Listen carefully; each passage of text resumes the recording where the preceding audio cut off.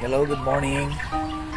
Ang aking karanasan sa panahon ng enhanced community quarantine. Wala kang ibang magawa kundi minsan gusto mo nang kausapin ang kalikasan, kausapin ang sarili sa pamagitan ng video at magmasid-masid sa paligid para matulungan naman ang iyong sarili kung paano ka makasurvive. Lalo na nasa state of quarantine, gusto mong aliwin ang sarili mo. Wala kang ibang magawa kundi gamitin mo lahat ng mga resources na meron ka para naman malabanan ang malaking hamon sa buhay, lalo na sa kalusugan.